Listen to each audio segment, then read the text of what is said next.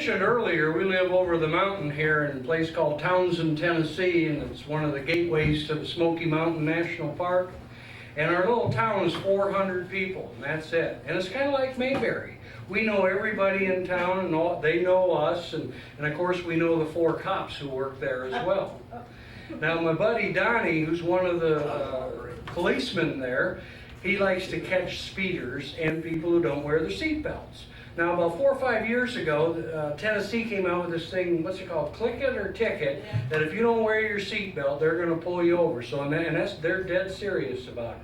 And then they came up with this other slogan, booze it or lose it. Yeah, so if you're drinking and driving, of course we all know you shouldn't be doing that anyway, they'll flat pull you over. So that's what happens over in our little town. He sits behind the only billboard we have in town. Everybody knows he's there, and we all just laugh when he's coming by. Well, anyway, it was about a year ago, I guess. We were up at a wedding up here in Gatlinburg, and we went on home to Townsend there. And I made the turn at the only red light in town, and as I made the turn, I looked over at the billboard, and I thought, oh, God, there he is, because I didn't have my seatbelt on. And so I'm driving down the road, and I'm looking in the rearview mirror, and sure enough, I saw him pull out back behind me there. Well, I've got that black film on my window of my truck, so I reached over nonchalantly, and I got my seatbelt, hooked it up, proudly drove on down the road.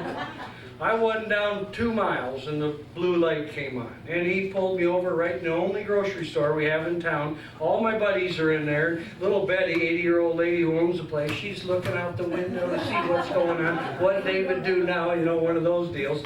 And anyway, Donnie comes up the window and he goes, "Hey David, how you doing?" And I said, "Fine, how you?" "Okay."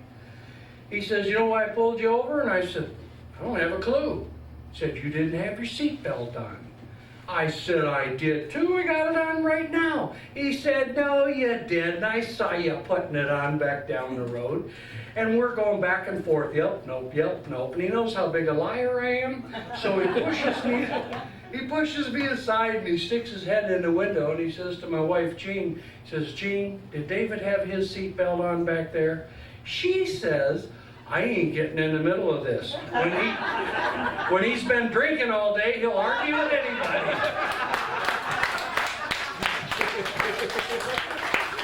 Thank you very much.